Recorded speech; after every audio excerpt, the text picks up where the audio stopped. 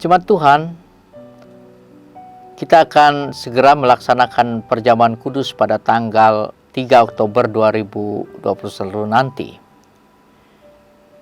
Mari kita mempersiapkan diri dengan merenungkan firman Tuhan yang terdapat dalam Lukas 16 ayat 19, saya bacakan sampai ayat yang ke-21. Sebelumnya, mari saya ajak kita berdoa. Tuhan Yesus, kami bersyukur atas kebaikan dan kemurahan Tuhan dalam hidup kami dan hidup jemaat-Mu. Dan kami akan merenungkan firman ini dalam rangka kami mempersiapkan diri menyambut perjamuan kudus. Pakailah hamba-Mu dan kami semua menjadi alat di tangan Tuhan yang hidup. Di dalam dan oleh Yesus Kristus kami berdoa. Amin. Lazarus, orang kaya dan Lazarus yang miskin. Ada seorang kaya yang selalu berpakaian jubah ungu dan kain halus. Dan setiap hari ia bersukacita dalam kemewahan.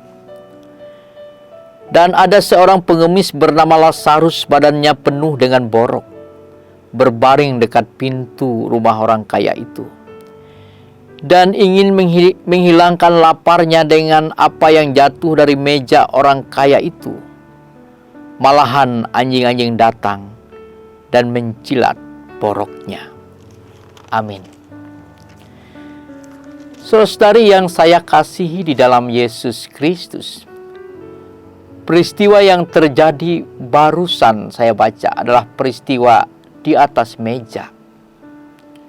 Kalaupun ada peristiwa lanjutan yang diceritakan di surga apabila kita baca teks kita selanjutnya, itu pun karena alasan kegagalan si kaya mengelola mejanya. Oleh sebab itu, izinkanlah saya mengajak jemaat sekalian memahami teks ini dari konteks meja makan. Nas kita secara kontras memperlihatkan perbedaan antara orang kaya dan orang miskin. Si kaya itu memakai jubah warna ungu dan kain halus pada bagian dalamnya. Tidak sembarang orang bisa memakai dan memilikinya. Kain ungu itu hanya dimiliki oleh seorang raja atau bangsawan kala itu. Gambaran gaya hidupnya pun berorientasi pada dirinya. Ia menikmati sendiri. Sementara itu, si miskin yang disebut namanya Lazarus dalam teks kita digambarkan penuh borok dan tidak memiliki apa-apa. Ia mendapatkan makanan dari apa yang jatuh dari atas meja makan si kaya. Untuk mendapatkan makanan yang jatuh itu pun tidak mudah baginya. Ia harus bersaing dengan anjing-anjing yang ada di sekitarnya. Ini sungguh sebuah peristiwa di meja makan yang tidak ramah. Saudari, meja makan. Siapa di antara kita pasti semua memilikinya. Entah itu betul-betul dalam bentuk meja atau lesehan di atas tikar. Itu pun meja makan namanya. Namun adakah orang yang tidak memiliki meja makan? Jawabnya ada. Dan dalam cerita kita kali ini yang tidak memiliki meja makan itu adalah seorang yang bernama Lazarus. Kita bisa melihat bahwa si kaya memusatkan kekayaannya pada dirinya sendiri dengan tidak memiliki kepedulian terhadap ciptaan Allah yang lain. Si kaya gagal menciptakan meja makannya untuk tempat berbagi makanan. Tuhan Yesus berujar dalam Matius 26 ayat 26b, "Ambillah, makanlah, inilah tubuhku." Dan kalimat itu Yesus ucapkan dan lakukan di atas meja makan bersama murid-muridnya. Dan itu akhirnya menjadi dasar perjamuan kudus yang kita lakukan. Yesus mau berbagi, dan yang Dia bagi adalah darahnya dan tubuhnya sendiri. Saudari, di samping meja makan sebagai tempat berbagi makanan, meja makan juga adalah meja untuk tempat berbagi kehidupan. Di atas meja makan kita juga bisa berbagi hidup dan berbagi cara hidup, sehingga ada kehidupan di meja makan.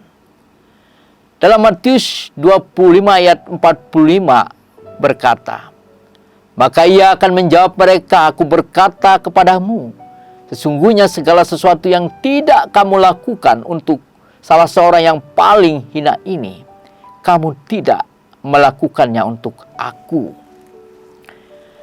Sekarang kita banyak gagal mengelola meja makan kita.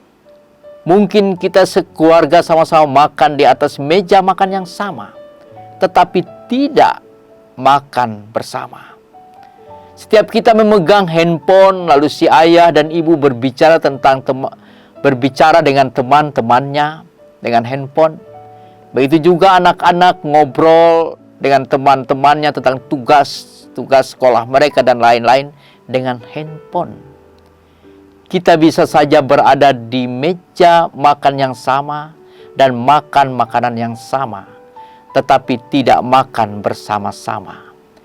Meja makan gagal menjadi meja kehidupan dan berbagi kehidupan. Seharusnya si kaya dalam cerita kita bukan hanya berbagi kepada Lazarus tentang makanan yang ada di atas meja makannya, tetapi juga si kaya itu harusnya mengajar Lazarus bagaimana mencari makan. Itu tidak terjadi. Mengapa? Karena si kaya gagal menjadikan meja makan sebagai meja kehidupan.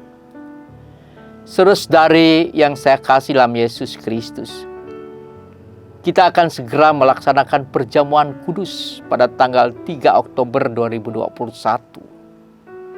Di atas meja makan itu Tuhan Yesus Kristus membagi tubuhnya dan darahnya untuk kita dan untuk dunia. Mari kita sambut dengan sukacita dan kiranya menginspirasi meja makan kita menjadi meja makan yang ramah, tempat berbagi kehidupan. Selamat bagi kita untuk mempersiapkan diri dan menyambut perjamuan kudus yang akan kita laksanakan nanti. Kiranya Tuhan memberkati kita semua. Amin.